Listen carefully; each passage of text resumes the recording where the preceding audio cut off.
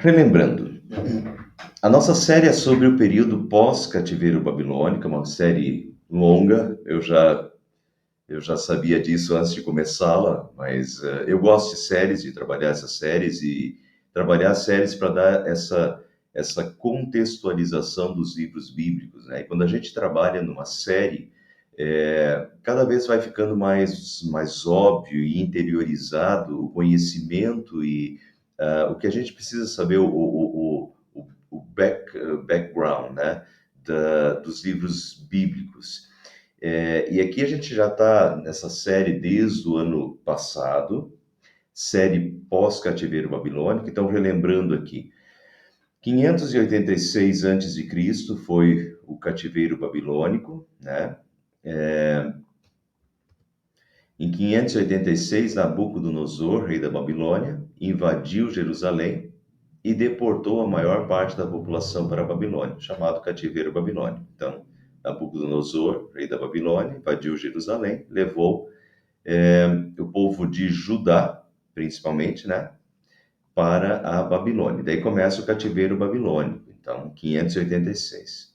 Após 50 anos, então, 586, 50 anos, 536, o Império Medo-Persa assumiu o reinado e permitiu que os judeus regressassem à sua terra. Então, Nabucodonosor deporta as pessoas para a Babilônia, e quando o Império Medo-Persa, então, toma, né, o Império Babilônico e engloba todo o Império Babilônico, o Império Medo-Persa, ele tem outra postura e permite que os judeus regressem, né, em 536.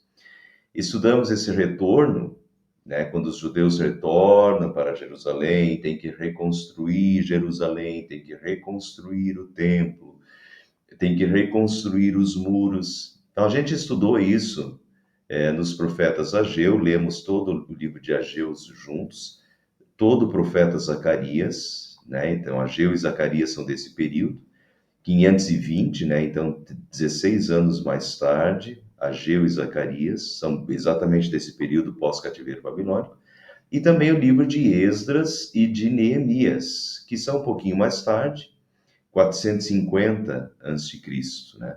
Então, nós já estudamos nessa série pós-cativeiro babilônico, estudamos os profetas Ageu e Zacarias e os livros de Esdras e de Neemias. O que vem então agora? O que mais tem nesse período? Relembrando então que, no entanto, muitos judeus, após 50 anos, né, de cativeiro babilônico, muitos judeus preferiram permanecer onde estavam, espalhados pelo Império Medo-Persa. Foi o caso da família de Neemias, por exemplo. Neemias era copeiro do rei, na cidade de Suzã, que era uma das capitais do Império Medo-Persa. Então, a família de Neemias não voltou em 536, preferiu ficar na Pérsia.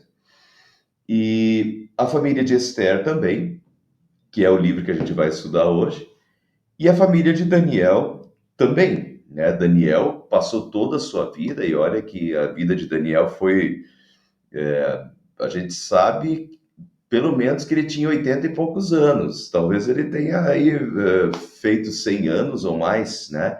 E todo o período de Daniel foi no cativeiro babilônico, né? Foi no Império Medo-Persa.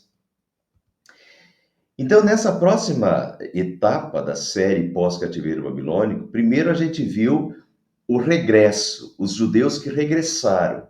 Quem falou para os judeus que regressaram? Profeta Ageu, profeta Zacarias, Esdras e Neemias relatam a volta, a reconstrução de Jerusalém. Mas agora a gente vai dar uma olhada para aqueles que não regressaram, para aqueles que ficaram espalhados pelo Império Medo-Persa. Então, nessa próxima etapa da série pós-cativeiro babilônico, estudaremos 2 livros bíblicos com pessoas que não voltaram a Jerusalém e foram usadas por Deus para influenciar os reis do Império Medo-Persa. São elas Esther e Daniel. Então, hoje nós vamos estudar Esther. Se a gente fosse colocar Esther, contextualizar, né, historicamente, Esther vem antes de Esdras e de Neemias. Esther viveu por volta de 483, então 33 anos antes de Esdras e de Neemias, né? A história de Esther acontece cerca de 30 anos antes de Esdras e Neemias, mas na capital Susã. Esdras e Neemias, então, relata a história em Jerusalém, e Esther já é uma história que está acontecendo em Suzã, que é uma das capitais do Império Medo-Persa, né? Então vamos lá estudar um pouquinho do livro de Esther. A história é uma história cativante, mas como eu quero dar, o objetivo também é dar bastante história para vocês e contextualizar o livro. Então, nós não vamos passar todo o livro de uma tacada só, né? Vamos por partes aí para entender bem o contexto. O livro de Esther começa dizendo: foi no tempo de Xerxes, que reinou sobre 127 províncias, desde a Índia até a Etiópia. Vamos começar, depende da Bíblia que vocês estão lendo. Na Bíblia NVI, que é a que a gente usa aqui na igreja, Nova Versão Internacional, fala Xerxes. Mas se vocês olharem em outras Bíblias, por exemplo, numa versão um pouquinho mais antiga, a Almeida, Revista Atualizada, vai trazer Assuero. Algumas Bíblias trazem Assuero, que é a versão hebraica do nome. Xerxes é a versão grega. Xerxes I reinou de 486 até 465 a.C. Então, na verdade, nenhuma das versões bíblicas está errada. É só a questão de que versão do nome se usa. Se usa mais, se quer usar mais a versão hebraica, Assuero. Isso, de novo, pessoal, é tradução, né? Traduzir nome é complicado. Então, é tradução do nome aramaico para o hebraico e tradução de um nome em aramaico para o grego, entendeu? Sempre se perde na tradução. Mas, enfim. Então, Xerxes I, historicamente, nos livros de história, vocês vão achar Xerxes I, né? Algumas Bíblias traduzem por Assuero, porque era como, na língua hebraica, ele era conhecido. Mas os dois estão certos. E aqui diz que, então, foi no tempo de Xerxes que reinou sobre 127 províncias. Províncias, eram praticamente 127 estados, eram enorme, desde a Índia até a Etiópia, enorme reinado. Foi o maior reinado até aqui, certo? Então a gente teve lá o reinado do Egito, o Império Egípcio, o Império o Assírio, o Império Babilônico na história. E o Império Persa é o maior de todos até esse período aqui, tá? E, realmente é um big, se discute muito sobre qual foi o maior império de todos os tempos, e o Império Persa certamente sempre figura como um dos maiores impérios de todas as épocas, né? Então, vinha desde a Índia até, ele diz aqui, até a Etiópia. A Etiópia daquela época não é a Etiópia de hoje, né? Mas, então, vinha até aqui a África, essa região da África aqui, né? A Etiópia era aqui assim. Não é exatamente a Etiópia de hoje, era o reino de Cusã na época, mas é essa parte aqui da África, né? Então é um mega reinado. Só para vocês terem uma ideia de dimensões aí, né? 127 estados, né? Províncias, que eles chamavam de satrápias. Isso aqui tem tudo a ver com Daniel, e depois, quando a gente estudar Daniel, a gente vai voltar a isso, né? Daniel era para ter sido o primeiro-ministro, um governante acima de todos os 127 sátrapas do Império Medo-Persa. Mas isso a gente vai ver no livro de Daniel, que vai ser o próximo a ser estudado. Então, um mega império, né? Naquela época, o rei Xerxes reinava em seu trono na cidadela de Suzã. Suzã está aqui, ó. Suzã era a capital durante o inverno,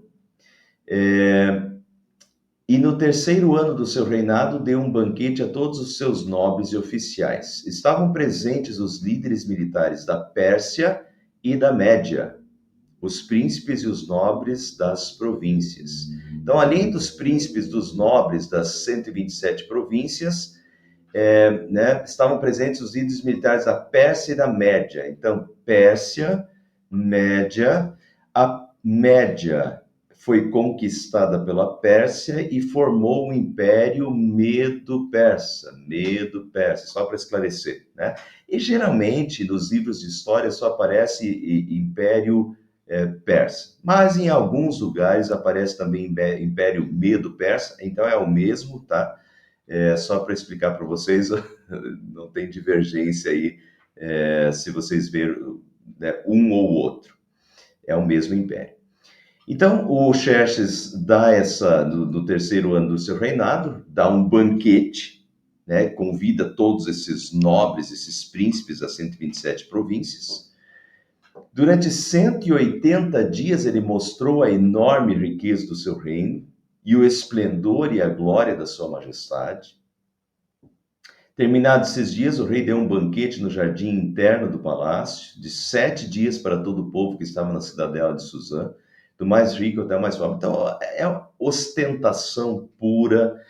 Como eu falei, o Império Medo-Persa, foi o maior império de todos os tempos da história até aquele momento, 483, 486 a.C., o maior império de todos os tempos. Então, o Xerxes aqui tem um ato de ostentação, ele quer mostrar o seu poderio, ele quer mostrar a sua riqueza, ele quer mostrar a sua glória, né? Então, não quer dizer que teve festa durante 180 dias, 6 meses, né? Mas, então, esse foi um período de 6 meses que ele usa para demonstrar a glória do seu reino. E os historiadores, só se vocês, quem tem interesse em história, os historiadores dizem que foi nesse período, e isso bate perfeitamente historicamente, Heródoto, o historiador Heródoto, ele diz que foi exatamente nesse período aqui que o Xerxes estava confabulando com seus oficiais para a invasão da Grécia, né? Então, justamente ele usou esses 6 meses aqui para confabular com os seus oficiais para a invasão da Grécia. Ele não vai conseguir conquistar a Grécia, mas enfim, usou esse período aqui para isso. O jardim possuía forrações em branco e azul, presas com cordas de linho branco e tecido vermelho, ligadas por anéis de prata, colunas de mármore, tinha assentos de ouro e de prata, num piso de mosaicos de pórfiro, mármore, madrepérola e outras pedras preciosas. Então, de novo, é pura ostentação, desde o piso, mármore, madrepérola, outras pedras preciosas, tudo, né? As cortinas, na época era muito difícil o algodão ainda. A gente teria que ter quase um estudo só para ver isso aqui, mas cada um desses materiais eram materiais raros, extremamente caros. Tudo aqui é ostentação, assentos de ouro, de prata, né? Então não é só que ele está dando uma festa para se mostrar, né? Ostentar. Ele tinha realmente o que ostentar, né? Pelo jardim a gente já vê. E aqui a gente tem, pessoal, isso aqui são descrições de uma testemunha ocular. Não é história, né? Isso aqui não se tem dúvida de que não se sabe quem escreveu o livro de Esther. Talvez tenha sido o próprio Mordecai, o Mardoqueu, né? Que é um dos principais personagens do livro.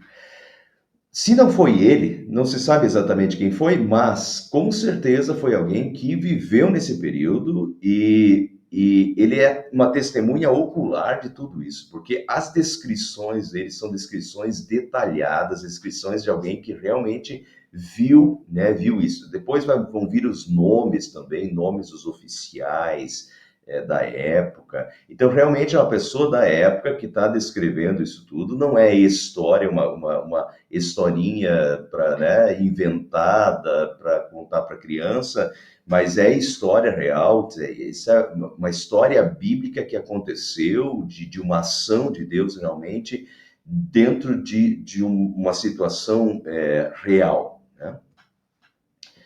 Pela generosidade do rei, o vinho real era servido em grande quantidade, em diferentes taças de ouro. Por ordem real, cada convidado tinha permissão de beber o quanto desejasse, pois o rei tinha dado instruções a todos os mordomos do palácio que os servissem à vontade, né?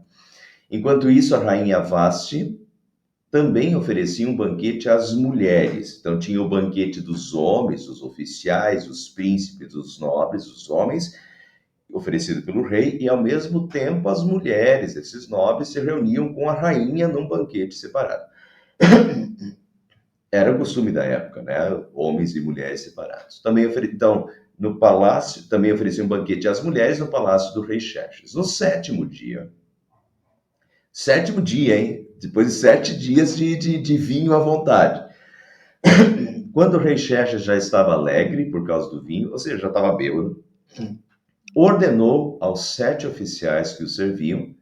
Agora veja de novo os nomes bem exatos dos oficiais: Meumã, Bista, Harbona, Bictá, Abacta, Zetar e Carcás, que trouxesse à sua presença a rainha Vasti usando a coroa real. Então faz parte da ostentação desse rei não só mostrar o seu reino, as suas riquezas, mas agora, bêbado, depois de 7 dias, ele quer mostrar a sua rainha também, né? E a rainha Vasti não gostou nada do pedido, sabia que ele estava bêbado, sabia que ele estava só querendo mostrar ela para os outros, como um objeto sexual, né? Então, ele queria mostrar aos seus súditos e aos nobres a beleza dela, pois era de fato muito bonita. Quando, porém, os oficiais transmitiram a ordem do rei à rainha Vasti, esta se recusou a ir, e então o rei ficou furioso e indignado. Aqui, pessoal, só um comentário, né? Essa ostentação, o rei bêbado querendo mostrar a sua rainha, mostrar a sua mulher para os outros, né? O povo de Deus vive em meio aos desmandos dos poderosos, em meio ao pecado e à sujeira humana, em meio aos preconceitos aqui, nessa questão com as mulheres, né? E vamos lembrar que Jesus se encarnou nesse mundo, né? Jesus se fez carne, Jesus esteve aqui, Jesus viveu aqui, viveu no meio disso também. E Jesus continua com seus filhos nesse mundo até chegar à Terra Prometida. A gente vive no meio dessa sujeirada. A gente vive no meio da sujeirada política, dos desmandos políticos, a gente vive no meio da sujeira do pecado humano, mas a certeza que o livro de Esther nos dá é que, assim como Deus esteve com Esther no meio disso tudo, né? Esther vai se tornar rainha, a esposa desse Xerxes. Mas assim como Deus agiu nesse reinado e no meio de toda essa sujeira, Deus continua agindo hoje ainda, Deus continua cuidando dos seus e Jesus prometeu: eis que estou convosco todos os dias, e está conosco todos os dias até a consumação dos séculos, até chegar o reino prometido, o reino da glória. Como era costume o rei consultar especialistas em questões de direito e de justiça, ele mandou chamar os sábios que entendiam das leis e que eram muito amigos do rei: Carzena, Zetar, Adamata, Tarsis, Meres, Marzena e Memuncã. Eles eram os 7 nobres da Pérsia e da Média que tinham acesso direto ao rei e eram os mais importantes do reino. Então, aqui de novo, os nomes exatos novamente indica que se trata de uma história real, com personagens reais, né? Indica que o escritor tem conhecimento dos de detalhes que estão acontecendo. Não é história, isso, né? Ele está relatando nomes de oficiais do reino persa, né? E eu estou valorizando a Bíblia. Às vezes se tem, a Bíblia é uma história inventada. Não, isso é história, história mesmo, aconteceu, pode ser checado. Eu já vou mostrar mais detalhes disso para vocês. O rei lhes perguntou a esses conhecedores das leis: de acordo com a lei, o que se deve fazer à rainha Vaste? Ela não obedeceu à ordem do rei Xerxes, transmitida pelos oficiais. Então Memucã respondeu na presença do rei e dos nobres: a rainha Vaste não ofendeu somente o rei, mas também todos os nobres e os povos de todas as províncias do rei Xerxes. Pois a conduta da rainha se tornará conhecida por todas as mulheres, e assim também elas desprezarão os seus maridos e dirão: o rei Xerxes ordenou que a rainha Vaste fosse em sua presença, mas ela não foi. Hoje mesmo as mulheres persas e medas da nobreza que ficarem sabendo do comportamento da rainha agirão da mesma maneira com todos os nobres do rei. Isso provocará desrespeito e discórdia sem fim. Por isso, se for do agrado do rei, que ele emita um decreto real e que seja incluído na lei irrevogável da Pérsia e da Média, determinando que Vaste nunca mais compareça na presença do rei Xerxes. Quer dizer, dê um recado claro a essa mulher aí, para que sirva para todas as mulheres do reinado, né? Nunca mais compareça na presença do rei Xerxes. Também dê o rei a sua posição de rainha a outra mulher que seja melhor do que ela. Assim, quando o decreto real for proclamado, em todo o seu imenso domínio, todas as mulheres respeitarão seus maridos, do mais rico ao mais pobre. Né? Então, o preconceito aí, né? É o jeito de dar um recado para todas as mulheres, né? Não vamos abrir precedente. Se você deixar por assim, todas as mulheres vão fazer a mesma coisa que seus maridos em todo o império. Então, o rei seja duro, destitua a Vaste de rainha, que outra mulher ocupe o seu reinado, para que isso sirva de lição para todas as mulheres, para não desrespeitar os seus maridos nas suas casas, né? Não abrir precedente. O livro de Esther tem muitas partes cômicas para a gente hoje que está lendo, né?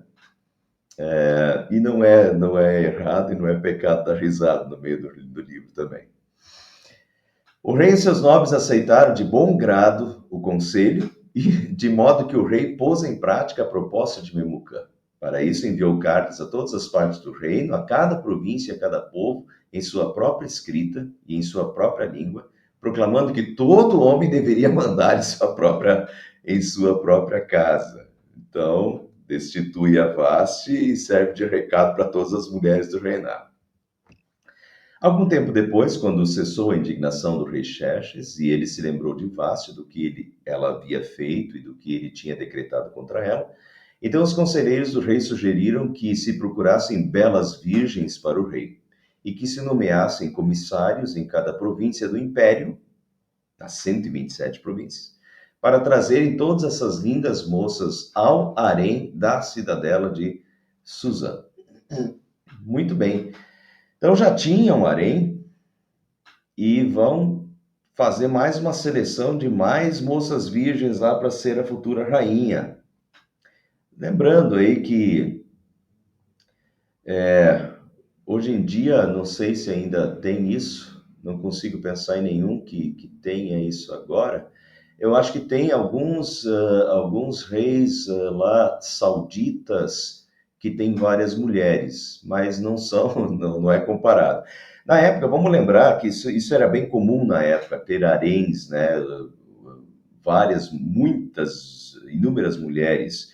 Vamos lembrar de Salomão. Salomão, que foi o maior reinado de Israel, e Salomão tinha muitos acordos comerciais, e nos acordos comerciais ele ganhava, muitos acordos comerciais eram feitos, selados, em que um povo dava, por exemplo, a filha do rei fulano de tal, para, né, para ser esposa do rei que estava selando o contrato. Então, os contratos muitas vezes eram selados com ganhando princesas dos outros povos. E isso, essas mulheres todas iam pro harém. Então, Salomão, a Bíblia fala que Salomão tinha 700 esposas e 300 concubinas. As esposas tinham mais direitos do que as concubinas. As esposas tinham direito à herança, uma herança, as concubinas não. Então, eram duas classes aí, mas tudo eram mulheres do rei. Então, Salomão tinha 1.000 mulheres, 700 esposas e 300 concubinas.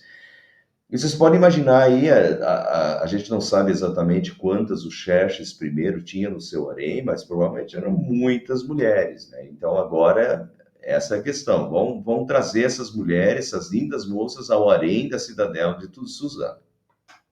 Elas estariam sob os cuidados de Hegai. Hegai é o eunuco que cuida do harém, oficial responsável pelo harém, e deveriam receber tratamento de beleza.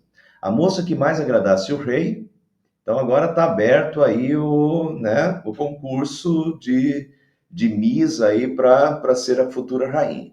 A moça que mais agradasse o rei seria a rainha em lugar de Vaste. Esse conselho agradou o rei e ele o pôs em execução.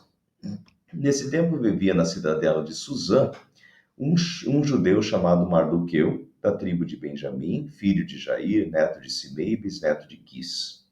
Ele fora levado de Jerusalém para o exílio por Nabucodonosor, rei da Babilônia, entre os que foram levados prisioneiros com Joaquim, rei de Judá. E aí está o Mardoqueu, é o tio de Esther, né? Então começa a história de Esther.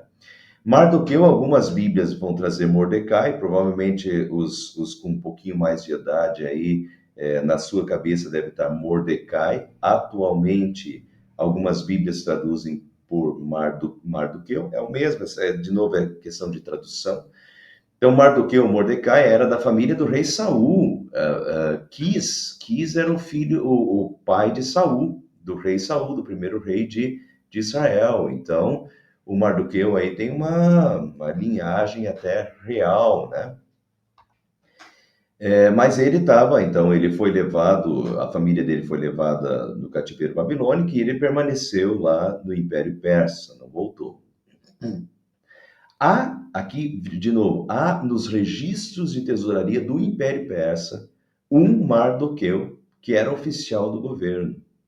E isso corrobora na veracidade da história e do registro bíblico de novo. Então, eu só estou querendo dizer, pessoal, porque muitas vezes a Bíblia, a Bíblia é tratada como se não fosse um livro histórico, como se fosse um livro repleto de erros. Só que o que eu quero mostrar para vocês aqui é que esse Mardoqueu, vocês já vão ver o Mardoqueu, parece que ele tem bastante acesso ao palácio, porque ele circula nos jardins do palácio com muita facilidade. Então, pelo que tudo indica, ele tinha algum cargo governamental que ele pode estar ali dentro do palácio e na proximidade da casa do imperador.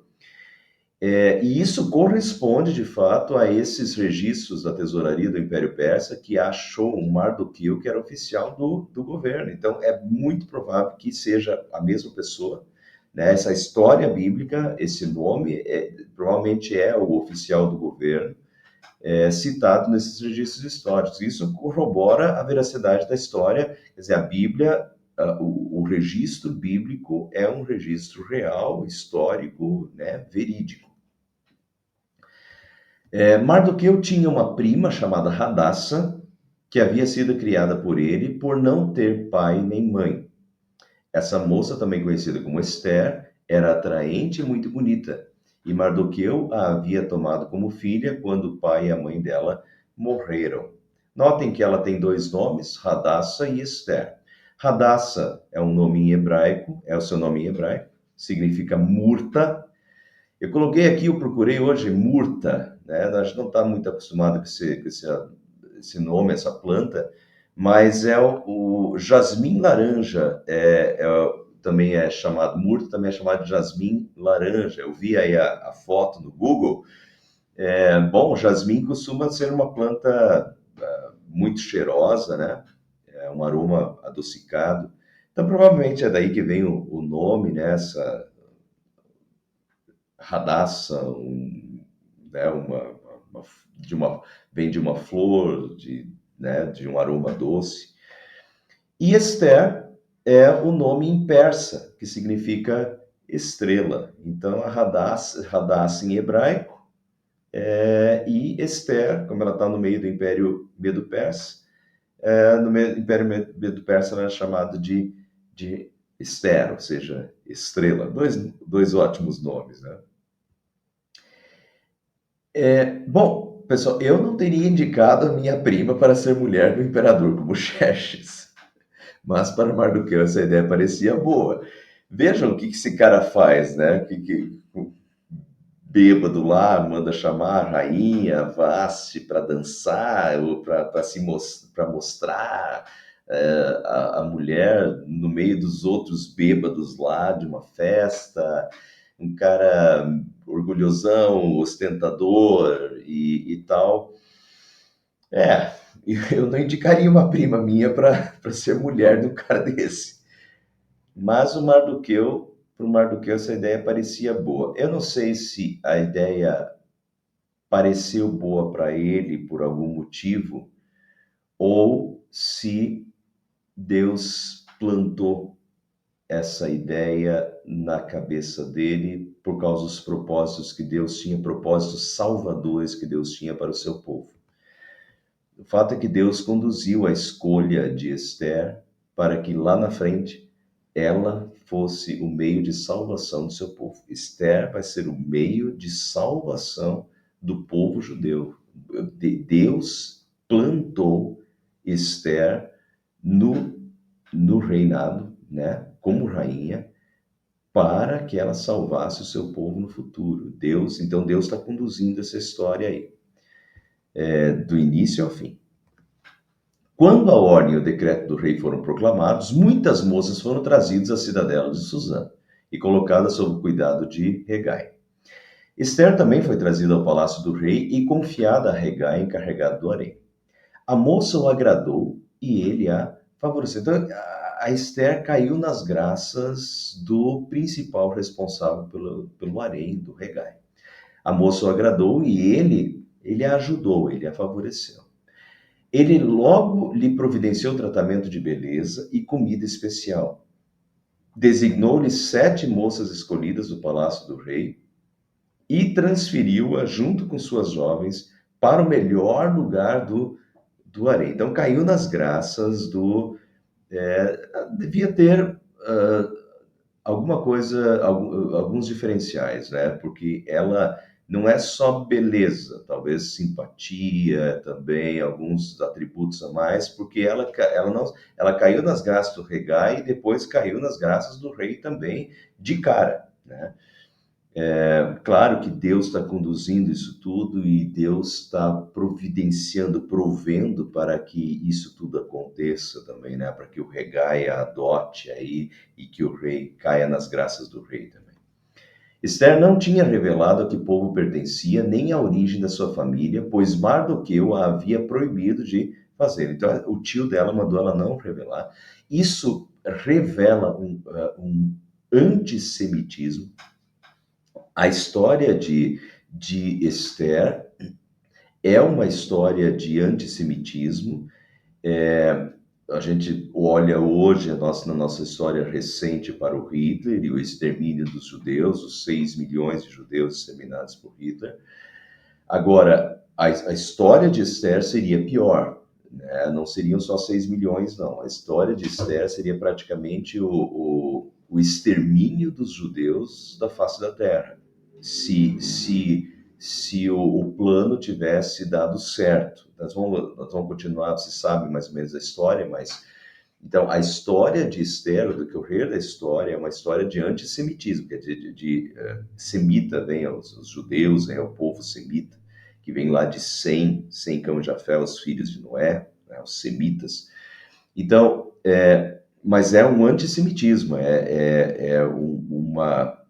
um ir contra o povo judeu, né? Uma tentativa de aniquilamento do povo judeu.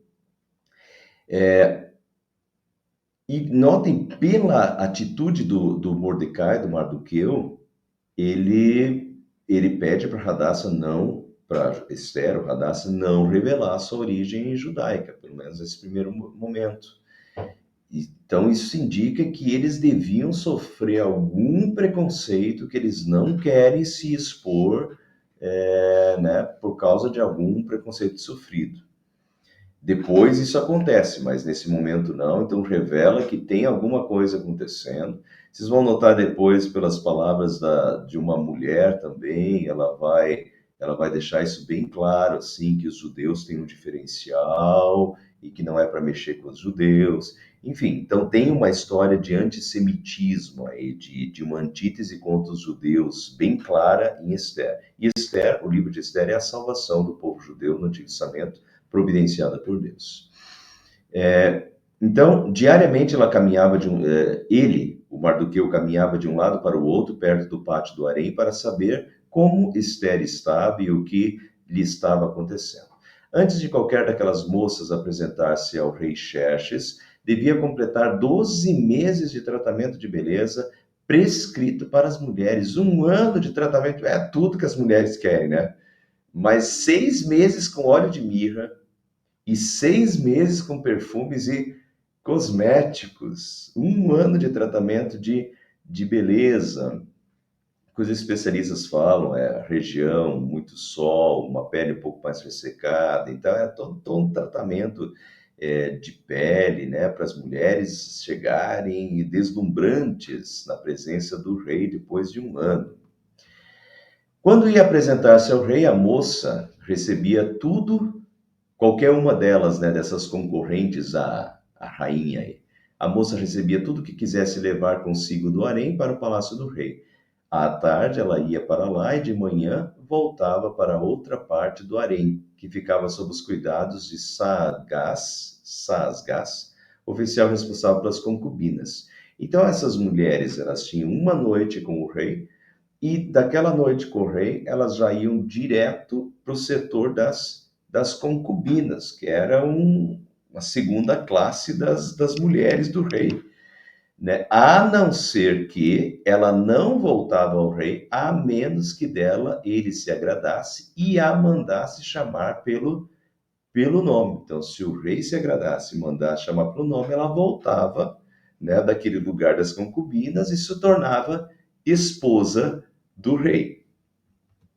Quando chegou a vez de Esther, filha de Abiail, tio de Mardoqueu, que a tinha adotado como filha, ela não pediu nada além daquilo que Hegai, oficial responsável pelo harém, sugeriu. Esperta, né? Usou, o cara sabia o que o rei gostava, ela foi na dele. Esther causava boa impressão a todos os que a viam. Ela foi levada ao rei Xerxes, à residência real, no 10º mês, o mês de Tebete, mais ou menos novembro, dezembro, no 7º ano do seu reinado. O rei gostou mais de Esther do que de qualquer outra mulher, e ela foi favorecida por ele e ganhou a sua aprovação mais do que qualquer das outras virgens. Então ele lhe colocou, parece que, pelo que dá a entender, o Xerxes nem continuou chamando outras, ele logo se agradou tanto da Esther, né? Então ele colocou uma coroa real e tornou a rainha em lugar de Vaste. O rei deu um grande banquete, o banquete de Esther, para todos os seus nobres e oficiais. Proclamou feriado em todas as províncias e distribuiu presentes por sua generosidade real. Ou seja, realmente torna Esther a sua rainha oficial no lugar de Vaz. Essas rainhas, na época, elas não apitavam nada. Vocês vão ver na continuação do livro que essas rainhas nem podiam se chegar ao rei se não fossem convidadas. O rei tinha que convidar, elas tinham que querer que elas chegassem perto ou autorizar que elas chegassem perto. A rainha não apitava, é completamente diferente de hoje. Uma rainha daquela época não se tornaria rainha Elizabeth do Reino Unido hoje. Quer dizer, é completamente diferente, né? O rei era o maioral, A rainha é a mulher do rei. Tem alguns ofícios ali, mas é mais de aparência, ela não apitava nada. Quando as virgens foram reunidas pela segunda vez, Mardoqueu estava sentado junto à porta do palácio real. Esther havia mantido segredo sobre o seu povo e sobre a sua origem da sua família, conforme a ordem de Mardoqueu, pois continuava a seguir as instruções dele, como fazia quando ainda estava sob a sua tutela. Então, só complementar, pessoal. Então, a rainha realmente não apitava nada, ela não podia nem se chegar na presença do rei sem ser convidada. Isso é verdade, isso é a época. No entanto, o fato de ela ter agradado tanto o Xerxes de primeira e ele ter logo a coroada rainha, se agradado tanto dela, isso agora ela é a rainha e ela está próxima ao Xerxes e aí que Deus usa essa mulher depois para o seu propósito, né? Então, por mais que ela não apitasse nada no reino e ela por si só não podia mudar as coisas, mas de qualquer forma ela está ali do lado, ela agradou o rei, né? E está ali perto do rei. Um dia, quando Mardoqueu estava sentado junto à porta do palácio real, Bigtã e Teres, dois dos oficiais do rei que guardavam a entrada, estavam indignados e conspiravam para assassinar o rei Xerxes. Mardoqueu, porém, descobriu o plano e o contou à rainha Esther, que por sua vez passou a informação do rei em nome de Mardoqueu. Então, isso aqui é importante no livro. Uma das coisas importantes do livro é a escolha, como Deus conduziu para que Esther, essa jovem bonita, caísse nas graças do eunuco ali, responsável pelo harém, e caísse nas graças do rei Xerxes e se tornasse a rainha. Isso é uma das coisas fundamentais do livro, na continuação da história, que essa mulher foi plantada por Deus ali, está próxima do rei, para agir no momento certo. Outra questão muito importante do livro é essa daqui, que o Mardoqueu ele descobre essa trama para assassinar o Xerxes. Esses dois caras, Bigtã e Teres, eram dois oficiais do rei que guardavam a entrada. Eles quando a gente pega o texto mesmo, eles guardavam a entrada do quarto do rei.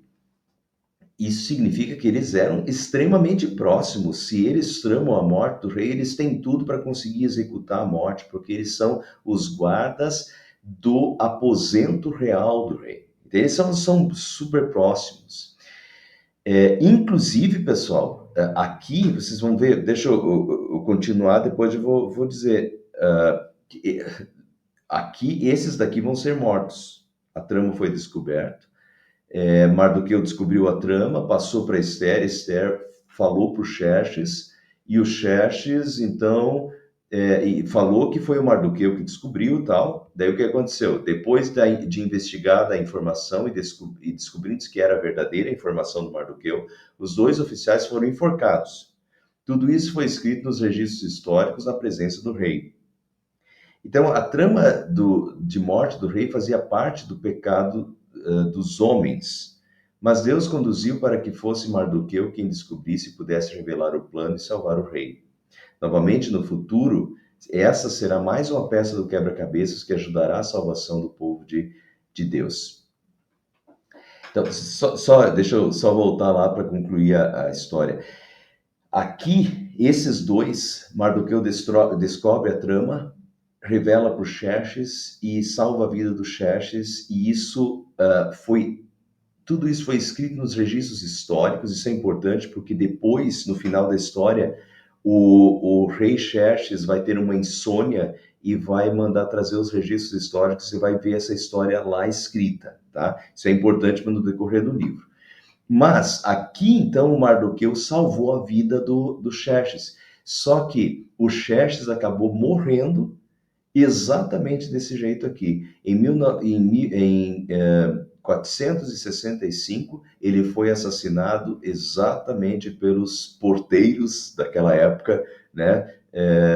Que de novo tramaram a morte dele e daquela vez conseguiram. Então ele morre assassinado justamente pelos porteiros aqui do seu aposento. Então a trama era a mesma, mas aqui Mardoqueu descobriu, através de Esther, revela para o Xerxes manda checar a história, descobre que é verdadeira, manda enforcar os dois e dá crédito para o Mardoqueu, manda escrever nos registros históricos. E isso daqui, então, a trama de morte fazia parte dos pecados dos homens, quer dizer, Deus não mandou esses dois homens tramar a morte, mas com certeza Deus conduziu para que fosse Mardoqueu que descobrisse essa trama, pudesse revelar o plano, salvar o rei, e novamente, no futuro, essa será mais uma peça do quebra-cabeça. Esther, a jovem, bela Esther, que cai nas graças do rei, do eunuco, é uma das peças centrais do quebra-cabeça nesse livro. E outra peça central é o Mardoqueu, que também é usado por Deus, que descobre essa trama, que revela essa trama, cai nas graças do rei também, né? Que agora o estima, afinal salvou a sua vida, né? E tudo isso ajudará na salvação do povo de Deus nesse livro de Esther. Só para concluir, a história de Esther nos mostra a onisciência divina, onisciência, Deus sabe tudo, né? E a providência divina na história para a salvação do seu povo. Deus sempre antecipa os fatos e age com antecedência. Deus sempre antecipa os fatos. Deus, para mim, Deus sempre chega antes. Nós não sabemos o que vai acontecer amanhã. A gente não sabe o que vai acontecer daqui 5 anos, a gente não sabe o que vai acontecer daqui 10 anos. Deus sabe. A gente não consegue antecipar o que a gente nem sabe o que vai acontecer. Mas Deus, sabendo o que vai acontecer, Deus antecipa os fatos e age com antecedência. E para mim, o livro de Esther é muito claro em mostrar isso. Tem uma passagem bíblica, Isaías 64, 24, que diz assim: Antes que clamem, eu responderei. Estando eles ainda falando, eu ouvirei. Antes que clamem, eu responderei, diz Deus. Eles nem clamaram ainda. E Deus já está respondendo. Antes de eles clamar, Deus já está agindo e providenciando o que é necessário para aquela situação. Tem um outro texto que eu não coloquei aqui, mas eu quero ler. O Salmo 139, que é fabuloso, mas o Salmo 139 diz assim: todos os dias determinados para mim foram escritos no teu livro, antes de qualquer deles existir. Todos os dias determinados para mim. Ele começa dizendo: os teus olhos viram o meu embrião. Deus viu o meu embrião desde lá do ventre da minha mãe, não tinha nem nascido ainda. Teus olhos viram o meu embrião e viram todos os dias determinados para mim. Todos os dias determinados, todos os dias da minha vida, desde o embrião. Teus olhos viram todos os dias da minha vida. Todos os dias determinados para mim foram escritos no teu livro, antes de qualquer deles existir. Antes de qualquer dos meus dias existir, eu ainda era um embrião. E todos os meus dias foram escritos no teu livro antes de qualquer deles existir.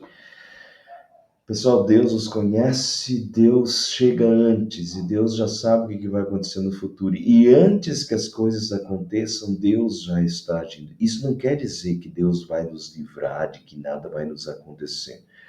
Isso quer dizer que Deus já está trabalhando antes das coisas acontecerem, providenciando também a ajuda necessária para cada um de nós. O livro de Esther mostra isso.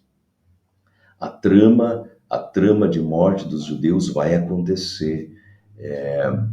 As coisas são terríveis. vai ser mandado um edito para todo o império, para a morte, marcando uma data da morte dos judeus. Tudo está acontecendo, o mal está acontecendo, a gente está no meio do mundo, o mal está acontecendo, mas Deus sabe o que essas coisas, e Deus, no meio disso, Deus já vem antes. Antes das coisas acontecerem, antes do cara começar a tramar a morte dos judeus, Deus já planta Esther lá dentro. Deus já faz o rei escolhê-la como sua rainha. Deus providencia para que Mardoqueu descubra a trama, revele a trama, caia nas graças do rei. E no futuro o rei vai saber que eles, tanto a Esther quanto Mardoqueu são judeus, e isso vai salvar o povo judeu. Então vejam, Deus chega antes, Deus já planta Esther no reino antes, né? Deus faz, Deus já, muito tempo antes das coisas acontecerem, Deus já está agindo em favor do seu povo, para que quando chegar a hora, as coisas já estejam ali. E isso acontece na nossa vida também, né? Deus sabe de tudo e Deus está agindo e Deus está preparando. Quando eu fiz uma devoção aqui na igreja, sobre Esther, dei o exemplo do meu casamento com a Silvia. Eu não sabia, eu estava lá esperando, mas Deus já tinha providenciado a Silvia para mim muito tempo antes de eu saber quem seria, né? Então Deus chega antes, todas as coisas cooperam para o bem daqueles que amam a Deus. Deus chega antes, Deus prepara os caminhos. A gente vive dia a dia e a gente não sabe o que vai acontecer amanhã, mas Deus está trabalhando muito antes, e Deus está trabalhando em todas as coisas, né, por nós. Isso é consolador. E Deus plantou então a rainha Esther no palácio muito tempo antes para usá-la no momento oportuno para salvação. Hoje nós ficamos por aqui. No próximo estudo a gente continua a história. Próximo estudo vem a trama do antissemitismo, a trama para a morte dos judeus, do aniquilamento dos judeus da face da terra. E o livro de Esther, assim, é um livro muito importante. Até hoje o livro de Esther, a festa de Purim. A festa de Purim está no final do livro de Esther. A festa de Purim até hoje é comemorada pelos judeus anualmente.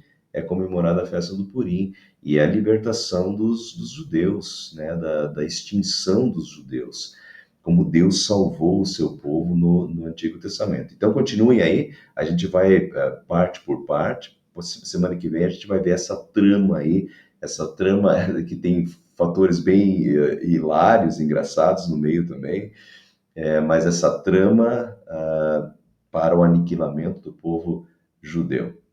E a ação de Deus, como Deus age no meio dessa história aí, através das pessoas, né, que Ele coloca aí providencialmente.